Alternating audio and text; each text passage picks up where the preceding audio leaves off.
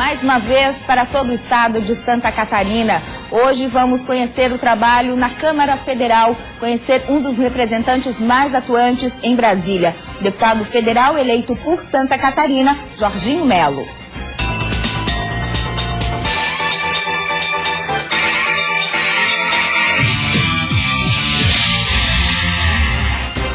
Deputado Jorginho Melo foi eleito vereador aos 20 anos de idade, de 19 para 20 anos de idade, na cidade de Erval do Oeste, lá no meio oeste de Santa Catarina. Com essa façanha, ele passou a ser conhecido como o vereador mais jovem do Brasil. Hoje, aos 58 anos de idade, militando no Partido da República, Jorginho Melo foi reeleito novamente no ano passado, em 2014, deputado federal com 140.839 votos. Mas Jorginho Melo, além de ser vereador lá aos 20 anos de idade na cidade de Erval do Oeste, já foi deputado estadual por 4 mandatos, já foi presidente da Assembleia Legislativa do Estado de Santa Catarina, governador em exercício por 10 dias e agora no segundo mandato de deputado federal. Uma longa jornada de trabalho público e já com resultados efetivos para os catarinenses, né, deputado? Seja bem-vindo à Band. Muito obrigado, Eva. Muito prazer estar aqui, muito obrigado pela gentileza da entrevista. Estou aqui para falar um pouquinho com o catarinense, né, que nos vê, até pela audiência e pela qualidade do seu programa e pelo que representa para Santa Catarina. Então estou aqui com muita alegria para poder responder, falar um pouquinho do que o nosso eleitor precisa saber e precisa acompanhar em todos os momentos. Deputado, o que levou o senhor a concorrer a um cargo de vereador aos 19 anos de idade, numa cidade pequenininha, lá em Erval do Oeste, no meio oeste de Santa Catarina? A política faz parte da vida do cidadão que gosta de exercê-la. Eu não tenho dúvida que eu sempre fui um apaixonado por política. Desde bem jovem, atuando no Grêmio da escola, lá no Melelvinho, Erval, disputando eleição para ser o presidente do Grêmio estudantil. E aí veio o desejo e brotou aquela vontade de ser político. Porque eu sempre gostei de ajeitar as coisas para os outros e quando tinha um encontro, ver se estava tudo arrumadinho e ver se as pessoas que tocavam na banda do Melelvinho tinham condições de comprar um uniforme, senão eu ia atrás para ajudar, né? Então, porque quem faz política faz para os outros. Infelizmente tem alguém que faz política para si. Mas isso está acabando. Mas está acabando no Brasil, né? Com esse movimento todo que a gente percebe agora, né, do brasileiro acordando, participando um pouco mais efetivamente da política, eu penso que o político que faz política para si próprio, olhando só o seu umbigo, ele está com os dias contados, porque o político ele tem o dever de olhar para o coletivo, né?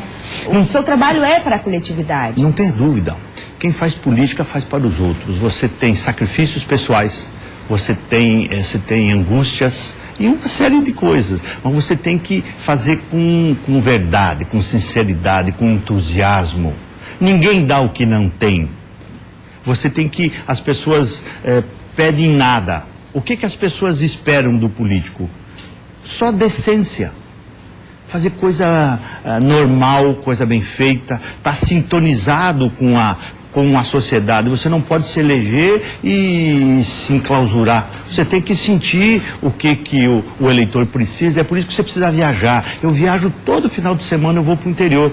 Vou para os 4 cantos de Santa Catarina, até porque eu fiz voto nos 295 municípios de Santa Catarina. Para estar perto do eleitor. Para estar perto do eleitor, para falar com o prefeito, falar com o vereador, falar com o presidente de associação, para falar com um dirigente empresarial, com a microempresa, que eu sou presidente da micro pequena empresa nacionalmente, da frente parlamentar. Pois é, eu queria entrar nesse assunto. O senhor tem um trabalho efetivo e bastante amplo na Câmara Federal, não é? E agora presidir a frente parlamentar de apoio ao micro e pequeno empresário é fundamental. Mas de que forma esse trabalho vai influenciar na vida do micro e pequeno empresário e empreendedor que está assistindo o Votei em Você agora? Como que o seu trabalho lá de Brasília vai influenciar aqui no dia a dia, deputado? Não tenho dúvida, isso é uma grande oportunidade, Helene, de eu poder dizer falar um pouquinho sobre isso. Ser presidente da micro e pequena empresa nacionalmente é uma das frentes parlamentares mais importantes do Congresso Nacional. Até porque ela é mista, é deputados e senadores. Eu sou o presidente, o senador Pimentel é o vice-presidente.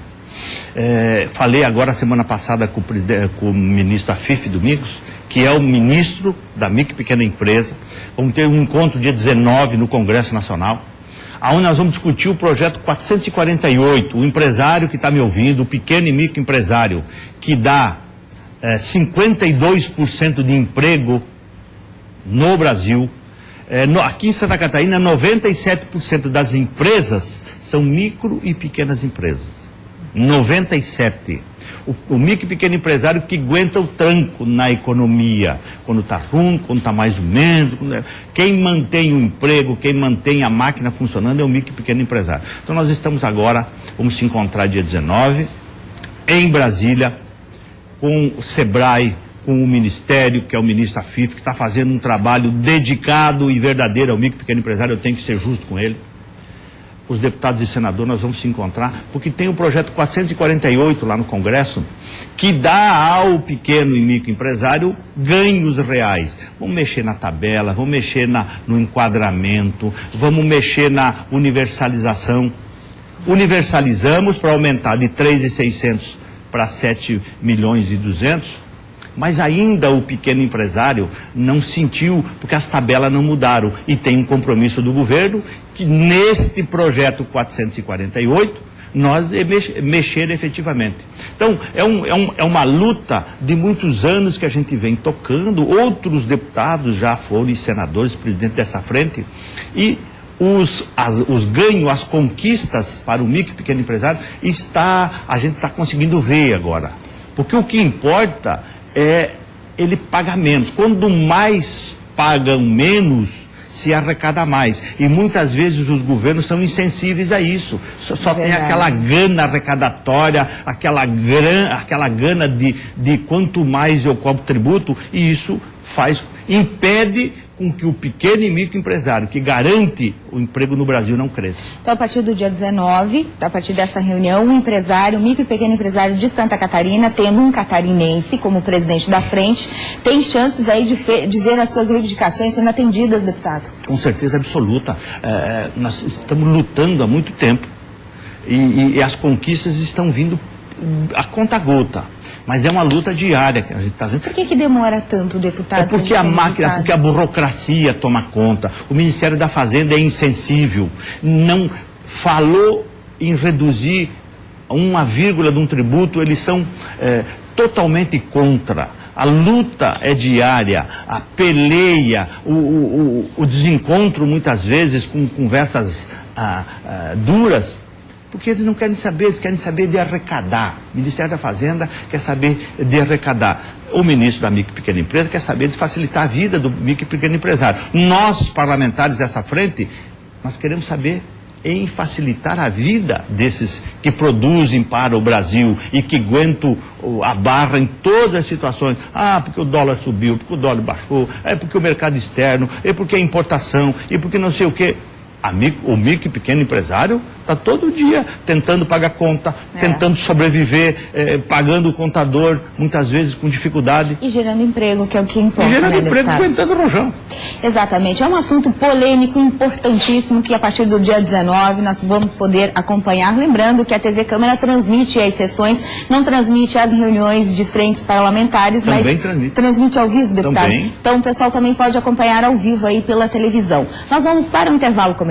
Depois do intervalo nós vamos falar sobre outro projeto bastante polêmico e tem a ver com jovens infratores. Você é a favor ou contra a redução da maioridade penal? Isso resolve ou não o nosso problema com os jovens infratores aqui em Santa Catarina e pelo Brasil afora? Depois do intervalo, algumas respostas. É um instante só.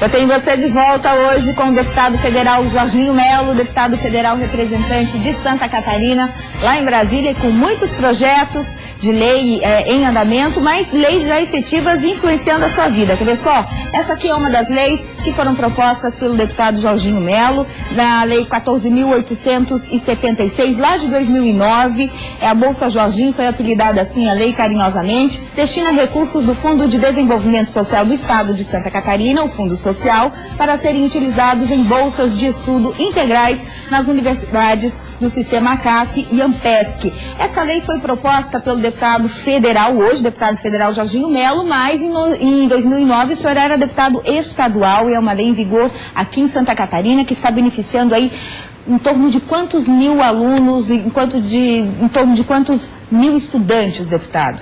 Muito bem, é muito importante, Eliane, essa bolsa, essa lei.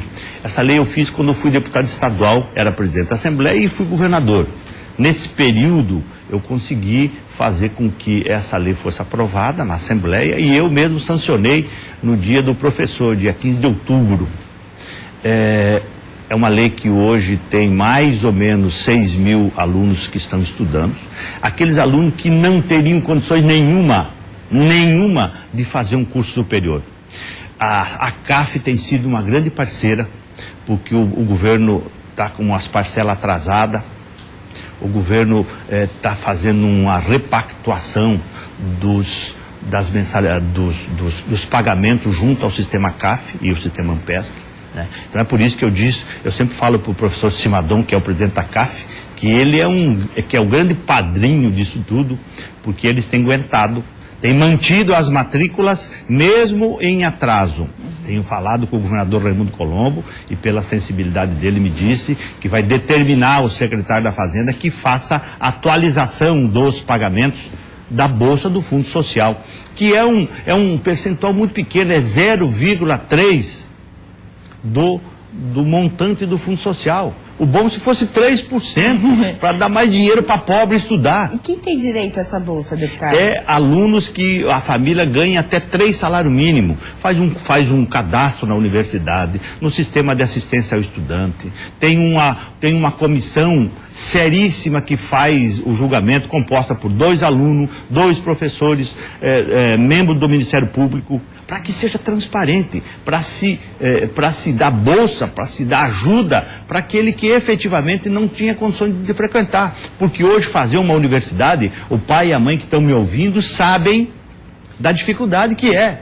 A mãe faz novena para o filho passar na federal, porque se passar na outra não pode pagar, tem que dizer para o filho que não tem como manter, como patrocinar. O pai não pode, o avô não pode, o padrinho não pode, e etc. Então fazer uma universidade é uma coisa muito, muito difícil no Brasil e em Santa Catarina. Então eu fiz essa lei, porque eu passei por isso. Eu sei o que é não poder ir na cantina da universidade, comprar um café, comer um pastel. Tem aluno que não faz isso, ele não faz porque não pode. Verdade. Ele trabalha de dia, estuda à noite e não tem condições de fazer absolutamente nada, e o pai e a mãe dele, com o que ele ganha muitas vezes, de pagar a universidade. Então eu fiz essa lei, que é uma lei que eu considero das mais importantes que eu fiz como deputado estadual. E tive a oportunidade de sancioná-la quando fui governador. É por isso que eu luto tanto por ela, é por isso que eu sou parceiro da CAF, é por isso que a CAF tem nos ajudado a manter esses alunos, e o governo tem que ter sensibilidade para manter em dia, rigorosamente em dia, esses pagamentos. De repasses, né? De repasse, né? Bom, essa lei, o projeto de lei foi discutido na Assembleia Legislativa, foi aprovado, virou lei, foi sancionado pelo então deputado estadual, que na época ocupou o cargo de governador em exercício por 10 dias, sancionou no dia do professor, está valendo, está em vigor. Mas enquanto o deputado federal, lá em Brasília, o deputado Jorginho Melo tem outras matérias e algumas bem polêmicas, como essa PEC que a gente vai ver agora, deputado. PEC, gente, a Constituição, emenda constitucional. A PEC 302, lá de 2013, estabelece como inimputáveis os menores de 12 anos e determina que os maiores de 12 e menores de 18 anos somente serão penalmente imputáveis pela prática de crime hediondo. Na prática, deputado, o que isso significa? Eliane, a sociedade está cobrando da classe política e de quem pode fazer alguma coisa a redução da maioridade. Mas, por outro lado, é muito difícil quando você trata desse assunto, porque organismos que defendem a infância, a juventude, o direito de brincar, o direito disso, o direito àquilo, o direito à escola, o direito ao lazer, enfim. Então, é travado um embate muito desproporcional. Então, o que eu estou propondo? Eu não estou querendo mexer na maioridade, né? Eu não estou querendo reduzir. Eu estou querendo punir adolescente, o jovem, com mais de 12 anos, que cometeu um crime hediondo.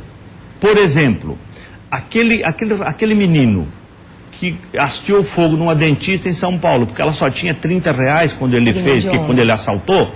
Isso é um bandido travestido de criança. Esse não pode ser tratado como aquele que furta um pão. Esse deixa que o ECA, que o Estatuto da Criança e do Adolescente, cuide. Agora, para esse tipo de bandidinho que anda por aí, se valendo da menor idade, servindo para assaltantes muitas vezes, para cometer um assalto à mão armada, com crime, enfim, porque é de menor, isso não acontece nada. É isso que a sociedade quer. Então eu estou fazendo essa PEC dizendo que depois dos 12 anos, se praticar um crime hediondo, que já está tipificado no Código, certo, este jovem será condenado pelo juiz, todo o processo legal, e ele não vai para a cadeia, ele vai para uma escola, mas perde a liberdade, vai para uma escola de tempo integral. Ah, mas essa escola não existe. Em Santa Catarina tem 28 centros de recuperação, que deverão se transformar em escola daí.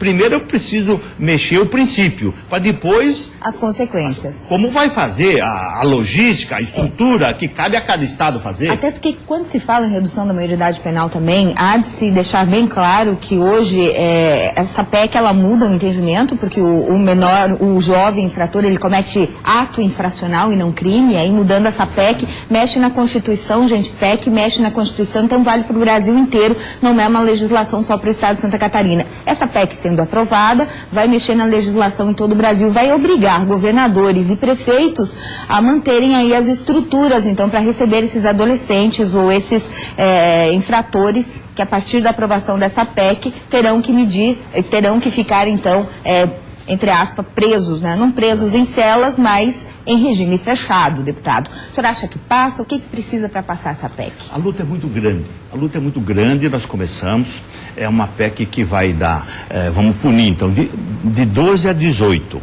Cometer um crime hediondo, ele vai ser recolhido para essa escola. Ah, não tem a escola, tem que fazer a escola. Já entendeu isso, né? Foi condenado a 10 anos, porque cometeu um crime hediondo. Ficou 3 anos lá, ele tinha 15 quando ele cometeu. Quando completar 18, ele é reinserido na sociedade. Tá, tudo isso tem que rever. Tem que regulamentar. A PEC muda o princípio, depois nós temos que escrever. Certo. Volta para a sociedade. Se ele voltar, foi condenado a 10, cumpriu só 3. Se ele voltar para o crime, ele já tem 18. Aí ele vai pagar pelo que ele fez e os 7 que ficou no prego. Porque ele fica devendo. Então, para que ele não vá mais para o crime. E essa história de que matou e está no crime, porque o pai era pobre, porque a mãe era prostituta, porque teve dificuldade social, isso tudo é conversa mole. Não é justificativa. Isso não justifica. Eu conheço tantas pessoas que passam e passou por dificuldade e são pessoas dignas. Enfim, então, estou tentando fazer com que ele tenha uma escola que dê para ele condições de modificar a sua vida. Não vamos falar em colocar ele num presídio, porque no presídio não tem lugar nem para maior de idade, muito menos para criança. Menor, é verdade, deputado. Muito menos para criança. Está entupido. Santa Catarina é um estado diferenciado, tem 16 mil presos e tem 9 mil para ser preso. Então não tem, porque é crime de baixa potencialidade. Então, se não tem lugar, se não tem vaga nem para adulto, não vamos falar bobagem e botar adolescente na cadeia, não vai resolver nada. Vamos botar na escola, mas perder a liberdade. Ele tem que respeitar alguém. Ele não pode ficar fazendo o que está fazendo aí na rua, matando, roubando. Aquele menino deu o celular, ele pegou o celular e matou o menino ainda, então é bandido. É verdade. Obrigada pelos esclarecimentos, deputado. Esse assunto renderia um programa inteiro, né? Mas o nosso tempo acabou no segundo bloco. A gente vai para um intervalo comercial. Depois do intervalo, a gente vai falar um pouco mais sobre os projetos de lei em tramitação lá no Congresso Nacional, na Câmara Federal. Projetos que foram propostos pelo deputado Jorginho Melo. Um instante só.